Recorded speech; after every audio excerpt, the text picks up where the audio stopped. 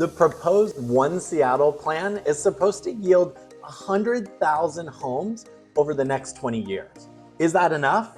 Hey there, so this is part number 3 of the One Seattle plan, and today we are diving into what the actual changes are going to be if the One Seattle plan is approved, and also what are the major points of feedback from people who have started to see the One Seattle plan. So let's talk about what the major changes are going to be. In this video, I'm going to take you through what those changes actually look like in terms of diagrams, and then stay tuned because you won't want to miss how people are reacting to the One Seattle plan and what the major complaints are and how it might impact a neighborhood near you or your own neighborhood. So we've talked a little bit about One Seattle and the proposed changes and how we're going essentially from urban villages to basically more urban villages, but they're calling them urban centers. We're adding 24 more to the plan as urban centers. This is one of the biggest complaints actually, is that they're basically using the same exact terminology but calling it something else, and they are not adding more than this. So there is an opportunity to add more, but one of the biggest complaints is that they're not thinking about adding more of these in places where there could actually be more access to transit and housing and jobs, like for example, North Capitol Hill, where there are really large older homes. And so this may be, debatable, right? Some people would not like that larger, more historic homes are being torn down and replaced with denser housing, whereas other people are like, I need a job, I need to be there, and so they would be in favor of that. But without going into all of the feedback right now, let's take a look at what is actually happening. So to start off, the existing neighborhood residential has an example here, basically that for a 5,000 square foot lot, you would have one home and then you would have an existing DADU, maybe above a garage, and this is with an alley. And then an example without an alley, you could have one home there, and depending on how much of the lot size that's covering depends on how many homes you could have. Now, with the existing neighborhood residential, as we've discussed, you could have one detached additional dwelling unit. So this is what that would look like. So you have a home in the front and then you have an additional detached dwelling unit.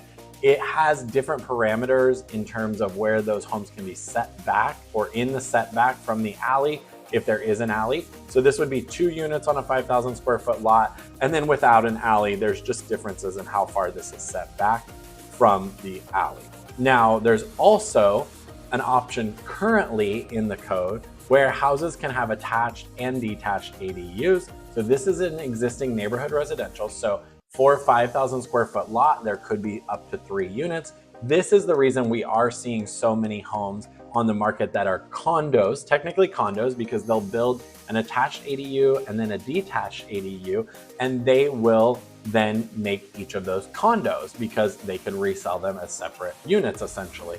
And so this shows how that could be done. You have one existing home and then you have a detached as well as an attached here and without an alley. Now, in the existing RSL zoning, you can also have 2 detached houses and 2 detached ADUs. And what this looks like is basically 4 units on a 5,000 square foot lot. Now this is only in the RSL zoning, so this would probably be the maximum amount of homes you could get on a lot. Now with the new legislation, basically what's being proposed is that they are trying to allow something called middle housing throughout residential areas. And the reason for this is because we are expecting for Seattle to grow over the next few years, and they want to make enough housing for people who are coming into Seattle. So this will require that all zoning allows at least 4 units on residential lots and at least 6 units on residential lots within a quarter mile of transit stops, such as the light rail or the bus rapid transit, and at least 6 residential units on lots if 2 of those 6 units are income restricted affordable housing. So what does this look like? This actually looks like more maximum density. So 1 unit per 1,250 square feet on an area, on a lot area. So to give you some ideas, this is where we really break down what that could look like.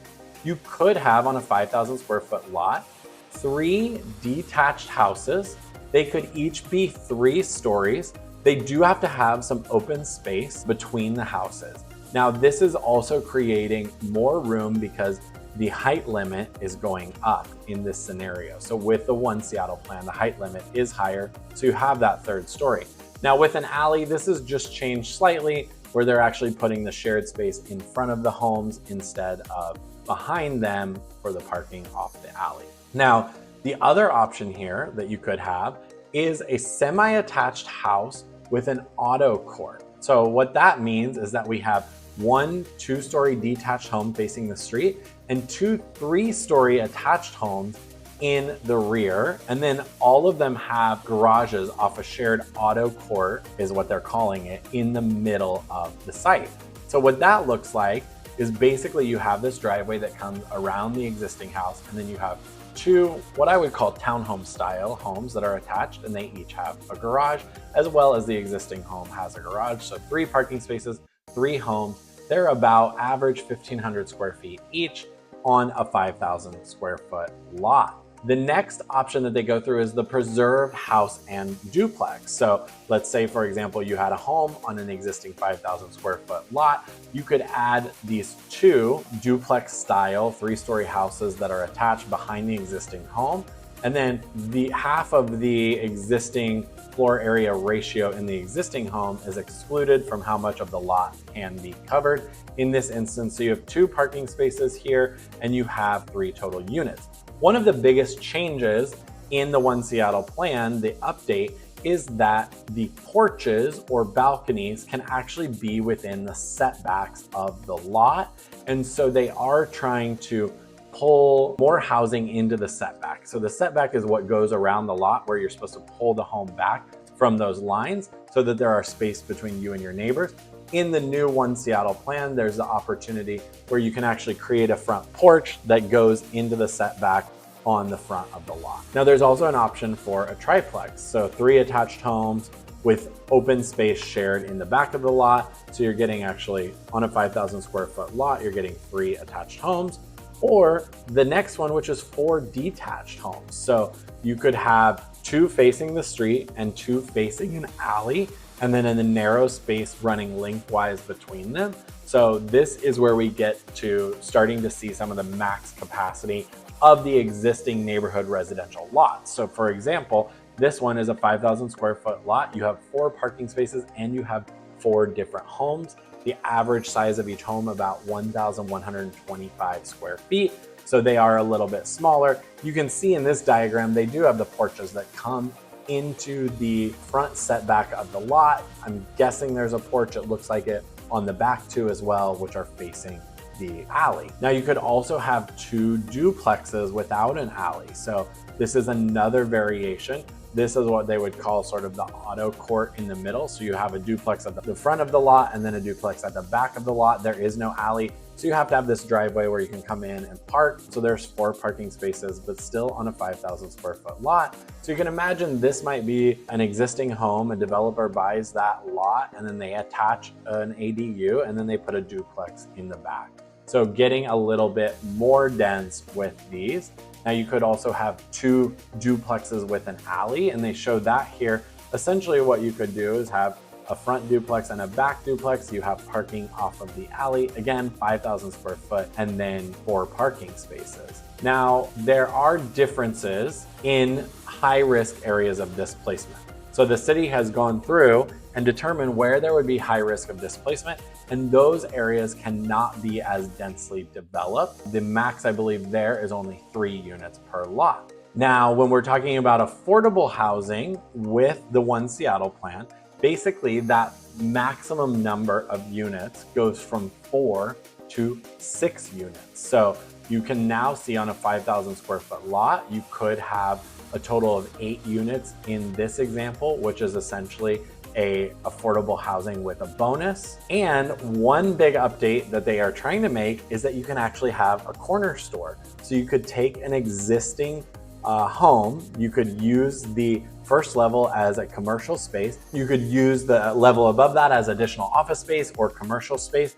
but that space above has to be set back by 10 feet So it can't be the same facade as the corner store. But this corner store approach, what they're trying to do is they're trying to bring more amenities into the neighborhood, more places that people can shop. They have this existing example of in Fremont, there's a corner store. There could be housing behind the corner store to make the lot more dense as well.